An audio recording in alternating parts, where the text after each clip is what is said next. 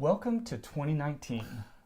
It's 2019, our first podcast of the new year, and I have to admit that it feels a little strange for this to be a podcast going out on Saturday, and we've had 4 days already, and we haven't had a podcast go out. So it's strange shifting from the daily podcast to the once a week. Right, I agree. But here we are. I appreciate the time though that it gives us. It was hard doing one a day. Yeah. Mm-hmm. So today, again, is our first podcast of 2019, and as we typically do, we like to start out the year talking about, how do we kick off the year in a good way? How do we, set goals? People talk about resolutions, and we're going to kind of address some of those differences today. But we're going to, again, kick off the year talking about resolutions and goals. It's odd that we make these resolutions in January, mm-hmm. right after the holidays. Right. Because during the holidays, we're feeling pretty good about ourselves. Right. Probably drink a little bit more than we should. And that loosens up the inhibition, and we start to make these plans for next year. And okay, mm-hmm. I'm done with this year. I'm filled with resolve, and I'm going to go into next year, and by golly, this is going to be the year. Right. And we do that, and we make these resolutions, mm-hmm. okay? And what's really interesting is that by the time this podcast is posted on the 5th, most people have already broken their New Year's resolutions. Well, only 25% are still committed in the first month. So in January, right. 75% of all resolutions will have been abandoned. There's a resolution rest home somewhere on the Mississippi River, and all these resolutions go to the junkyard of resolutions. Yeah. Within 30 days, only 8% of people accomplish their resolutions, achieve. So great attrition with resolutions. So what's wrong here? Why does this? And it happens year after year after year. It does. Okay. So finally, researchers and writers and experts in this field are beginning to talk rather than setting resolutions, you should be setting goals. Right. So this year, instead of talking about resolutions, we want to talk about goals. There's a shift in the country away from resolutions, because we know we don't keep them, to goals. Right. Okay? And we've collected a couple of quick reads about this topic, and we'll discuss each one of them. Right. So the difference between resolutions and goals, maybe we should start there. Right. Resolutions tend to be very broad. Mm-hmm. They're massive, typically. Right. I mean, we're typically talking about massive life changes that we're talking about. Broad and vague. Right. Right. Mm-hmm. So I want to be healthy. I want to lose weight. I want to, I want to stop smoking, which seems like a very a specific goal, but it's not, or resolution. It's not really a specific resolution. It's a, what does it mean? How are you going to do it? And that's why, as we shift to goals, goals are much more actionable. They're much more specific, so that we can, identify a goal and target that goal to create an action plan. Right. And we all know about SMART, the acronym SMART. Right.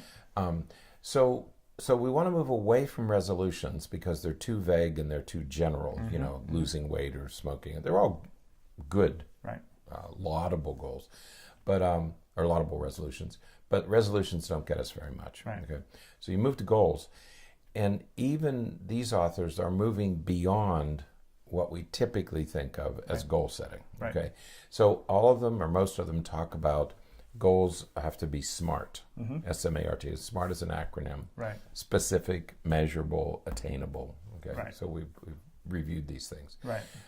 But they're each adding a little bit more that makes it a little bit not easier to achieve the goal, but it will facilitate the effort. Right. Okay. Right.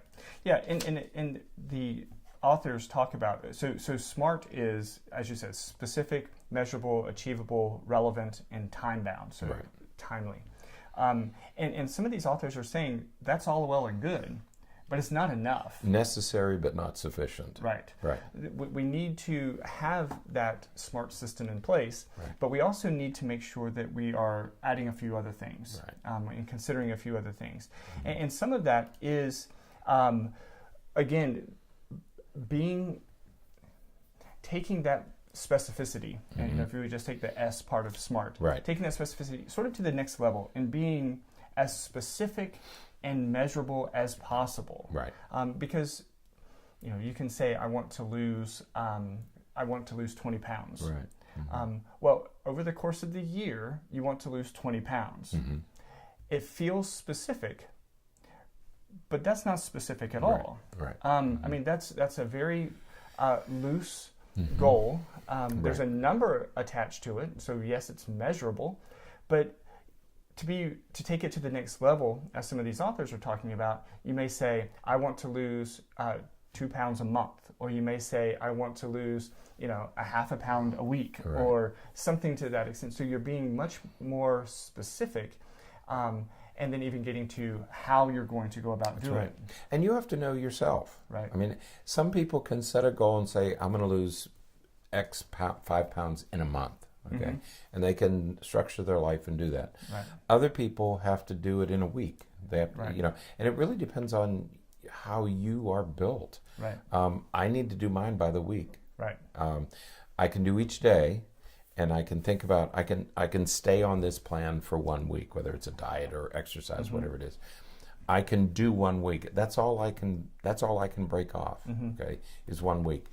If I succeed 1 week, then I can go into the next week. Okay, but I have to be very careful. Mine have to be very short. Right. Other people can say, my dad used to do things during Lent for 40 days. And he said, I can do this for 40 days.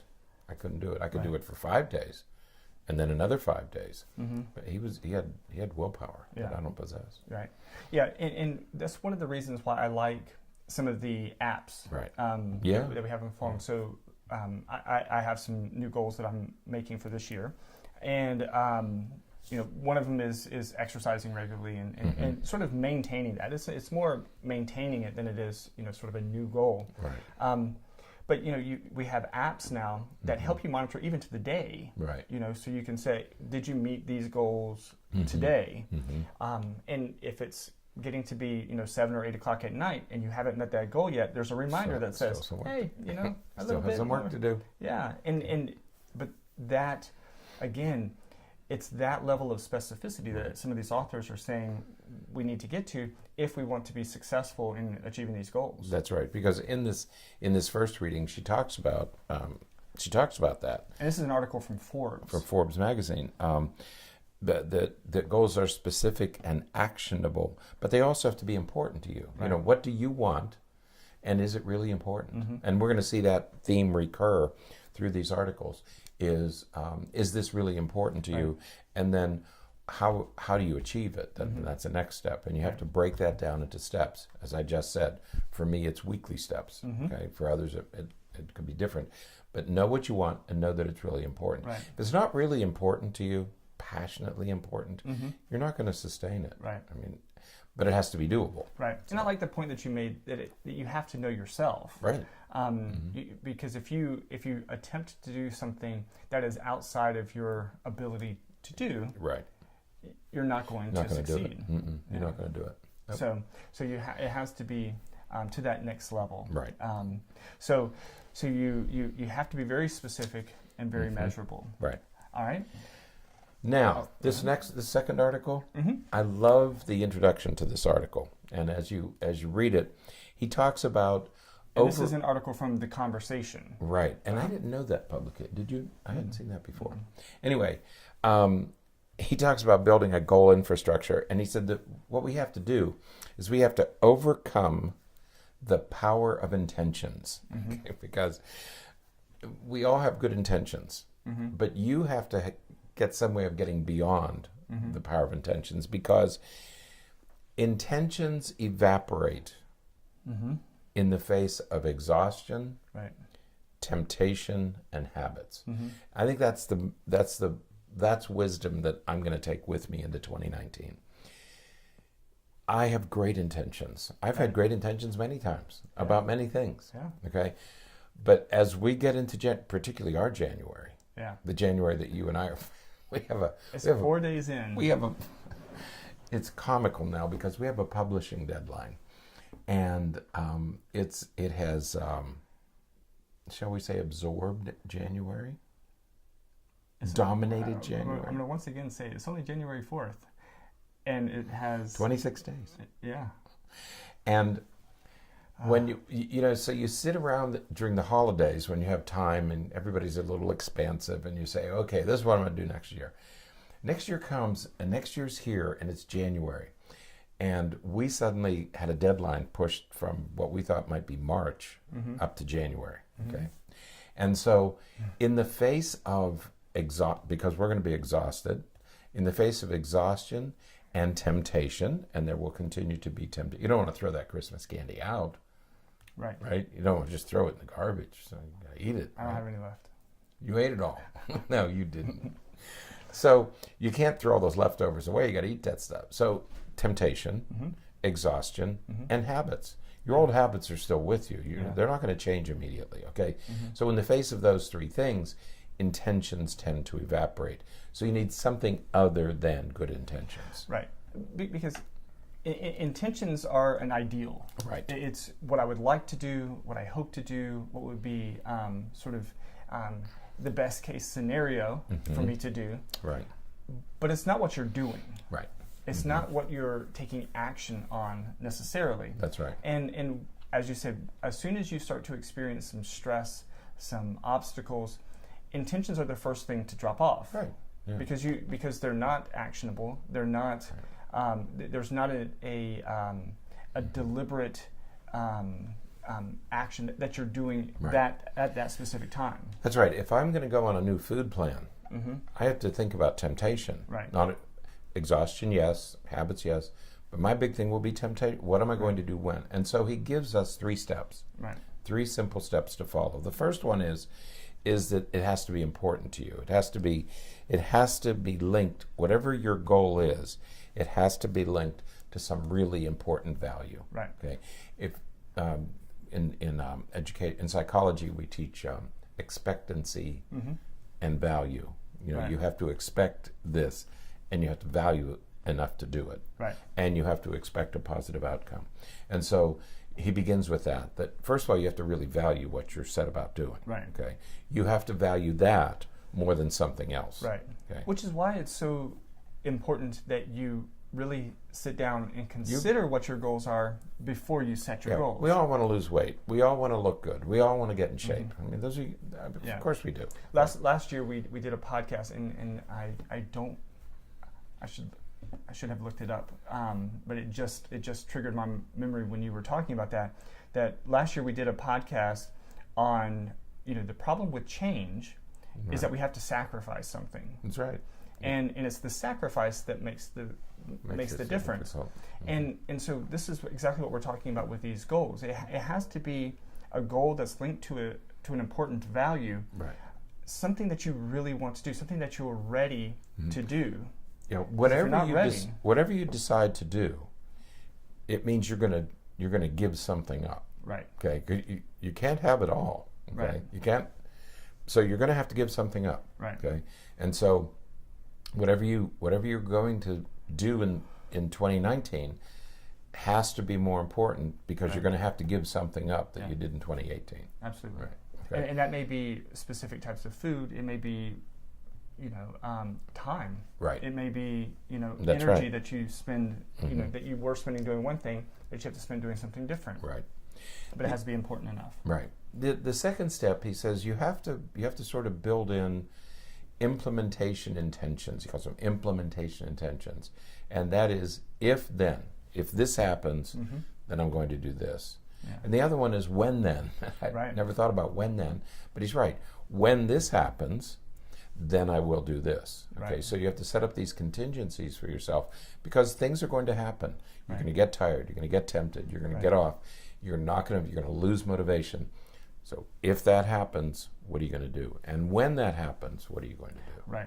Yeah, and this is where it's really good to have safeguards in place, whether that be a sort of a support person, someone that when you're feeling less interested in doing that exercise or whatever it is that you're wanting to do, someone that's going to call and check on you. That's right. Again, thinking about some of the apps we have, if I share my activity in my activity app on my iPhone, I share my activity with someone else. If I wanted to be held accountable, what I could do is I could tell that person, hey, if by this time you haven't gotten the notification that I've closed all of my rings, give me a call and tell me, I know he has an iPhone, but he doesn't use those things. Your phone has all these apps on it already too, but it's okay. What rings? I'll show it to you. Okay. It's the One Ring to rule them all. One ring to bind them. I thought you were talking about Lord of the Rings. That's what I was just quoting. It's okay. So the but if by by 7 p.m. if you haven't gotten the notification that I've closed my rings, call me and hold me accountable. Tell me, hey, you need to make sure that you're getting out, because that is going to give me the motivation to do it. Correct.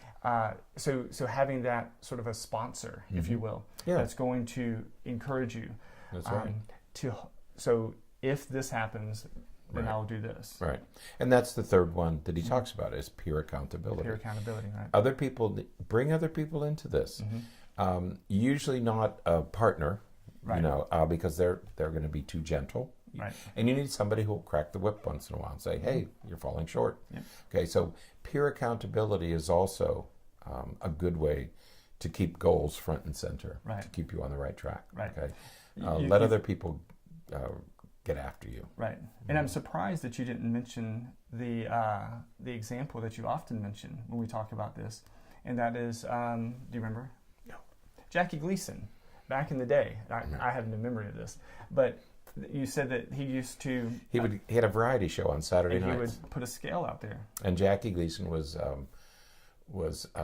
always overweight. I mean, it was a battle he fought all of his life. So he would get on national TV and step on a scale. That's accountability. Yeah. That's peer accountability. Yeah. And they would clap if he lost weight. And so So having that, but again, that's a safeguard that you have in place to hold you accountable. So it's not just, the second thing was implementation intentions. And we had already talked about the challenge with intentions, but it's that taking it to that next level of having the contingency plans in place so that you can then make sure that these things happen. Yeah, I'm trying to think of how I want to do that in my plans for 2019. I haven't decided yet who I'm going to bring into this little endeavor. No. I'll do it. Oh, no. I'll do it. I'll call you. You will. No, it'll be punitive. It will be. I know. No, but you would be a good one because I would. You would be ragging on me all day long. I would. You'd tell everybody. I want it to be secret. You wouldn't keep it a secret. I would open every podcast. Everybody would. That's right. That's not a bad idea. I know. I was thinking that too. We could post our. Because I do have a very specific goal this year. Yeah. Really specific goal. Measurable. Does everything. And I could do it on the show. Let me think about that. Interesting. I'm eager to hear what it is. Okay. Let me think about that. All right. Okay, and then the third. And then we have the third article, and this one is from. I love the title of this website. It's from Tiny Buddha. Tiny Buddha, and the article is entitled "How to Set New Year's Goals You'll Actually Enjoy Pursuing." When I read that, I said, "You mean I can enjoy this?" I said, "I got to read this one." Yeah. Who enjoys this stuff? Right. What it's about is something that he calls compass goals. Compass as in finding your direction. And this is a longer article. It's longer. So be ready for that. But it is really good. Right. He makes the argument that whatever goals you set for yourself, you should also enjoy doing, and they should benefit you immediately. They should benefit you in the pursuit of the goal, not just the achievement, not just the accomplishment. Because and one of the points he makes in this article is that even after you've achieved your goal, you can't stop. Right. Okay, so we'll talk about that as we get into it. Well, so he differentiates compass goals from traditional goals. Right. And he says that the difference is that your traditional goal is this thing that's way down, in the future at some point, and you're working towards that goal. Right. He says the difference is that compass goals include that, but it's also things that benefit you right now. Right. And, That's right. And I had not really thought about it in that way before. We talk about, you have a long-term goal and you divide it into smaller short-term goals, but the idea of making sure that it benefits you right now as well as at some point down the line, that's a really powerful idea, because that's going to help maintain your motivation. That's right, because we all lose motivation. That's why we give up. 75% of us give up in the first 30 days because we lose the enthusiasm. So and I'm thinking about, how can I structure mine so that it's enjoyable or rewarding, at least rewarding within the first few days or the first week or so, okay? Because for those of you who are starting an exercise program, or those of you who want to lose weight, okay, that's going to take a while before the effects are felt. It might be 2 or 3 or 4 weeks. And many of us, like I said earlier, can't sustain 3 or 4 weeks. We can sustain a week. So how do I structure it so that it happens quickly, so that I get some reward, some benefit right away? And that's what he's talking about here. Yeah. Get the benefit. Absolutely. Set it up so that you get the benefit immediately and you enjoy the process. This shouldn't be, if it's painful, if you're sacrificing stuff you don't want to sacrifice, you're not going to make it past, you're not going to make it to February. Yeah. So so he has a checklist for compass goals. Well, before the checklist, I think, right?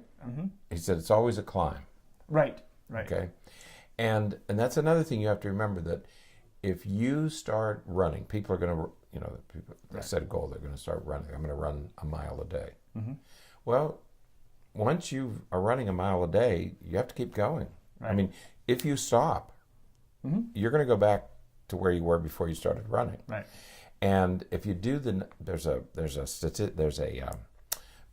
somebody has worked out the arithmetic with running, that as you age, your metabolism slows down. So to maintain your weight, if that's why you're running, you have to run farther each year because your metabolism slows each year. So you'd have to, and it's quite a significant difference, like a quarter of a mile a week or something like that. So a mile a month over 10 or 12 years, you're logging in some serious miles. So you have to exercise more as you get older.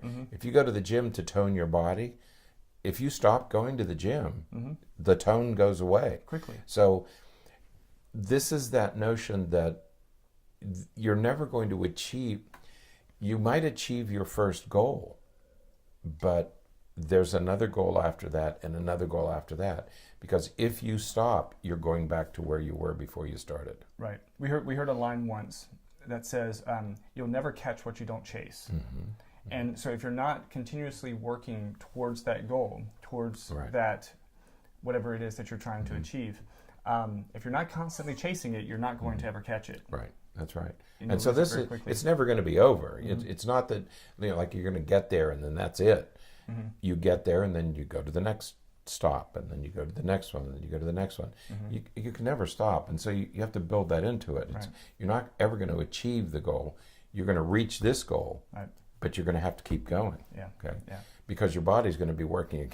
Believe me, your body's going to be working against you. As you age, metabolism slows, muscle mass declines, bone density declines, and you have to keep working to keep all that stuff. Absolutely. Look at this. They look like me. So I really can't Go ahead. do that. Go ahead. He just flexed. So if you're just listening, Don't let that scare you. You have to go onto the YouTube video and see Dr. Marshall flex. That completely threw me. Okay. So we're back to 4. So the next thing he did was his checklist. Right. All right. So and this is helpful. These 4 checklist. things are really helpful. Right. So the first point on the checklist is to make sure that whatever the compass goal that you're setting, whatever it is, you have to make sure that it's going to be exciting, that you're going to be eager to do it. That's right. Because if it's droll and boring, you're not going to stick with it. Exactly. If you're going into this thing, oh my God, I really don't want to do this. Don't. Right. Find something that excites you. Find something that really, really captures. Not that you really want to do this for yourself. Right. You're not doing it for anybody else. This is what you really want to do. Right. Checkpoint 2 is make sure that you can break it down into daily, if not weekly, things that you can achieve, measurable things that you can achieve. Yeah, it's taken me 4 months just to do that. Yeah. Just to set this up so that I know now what I'm going to do each day. Yeah. The third point is it measurable? Right. And it gets back, we're back to the SMART system. Right. And then the fourth is, will I be okay with not getting the outcome that you want? That's right. You're going to get close. You might not get the whole So when you set up the goal, keep that in mind that you may not achieve everything you set out to do, but you're far better off. Right. You're not running a half marathon, but you're running 5 miles. Right. Running 5 miles is a lot better than not running. Okay, Absolutely. so set it up that way, but don't worry if you don't get the whole. You'll get there. You just might not get there in the time you allotted. Right. Now, one of the things I found really interesting about his recommendations is that, unlike some authors, he suggests setting multiple compass goals. I was surprised, and he said like 4 to 10, or 6 to 10. Yeah, 4 to 10, 3 to 10. Yeah.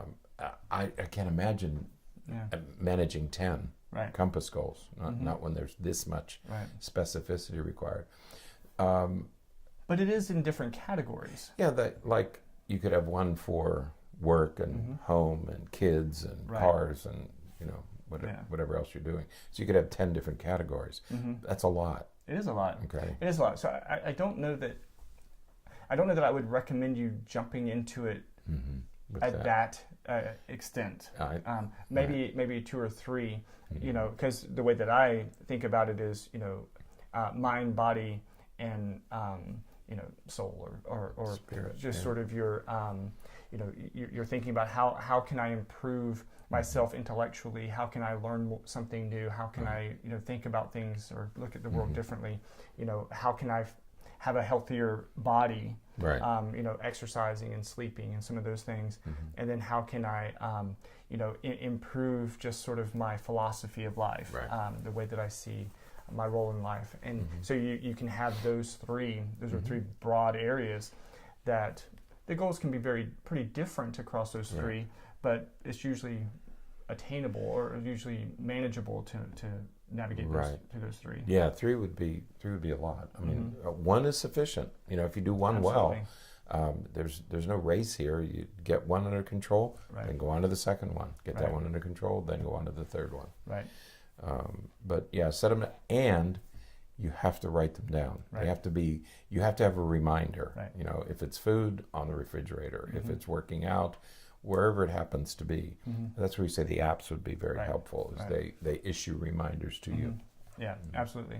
And the last big point that he makes is that, and it fits very well with the reference of it being a compass goal, and that is to create a roadmap, a map for how you're going to get to your ultimate goal. Just as you do with road trips. Right. You're going to drive from here. We live in the south. We drive to the north. Where do we stop along the way? Where are we going to eat? Where are we going to? So set up that same kind of map for each one of your goals. Right. Okay? Be very specific. Right. So he gave a couple of examples, and I wanted to mention one of them because just as a as an illustration for how this can happen. So he says, perhaps you set a goal that to burn 5 pounds of fat.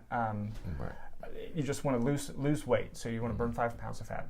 So the first thing is why. Why do I want to do this? Why do you want to do it? And so your answer to that may be to feel light and athletic. Right. You want to feel healthier. So he has 2 actions associated with that. The first is to eat 3 cups of vegetables and drink at least 8 glasses of water per day. Right. And the second action is to go to the gym 3 times a week and do 1 cardio session every Saturday. Right.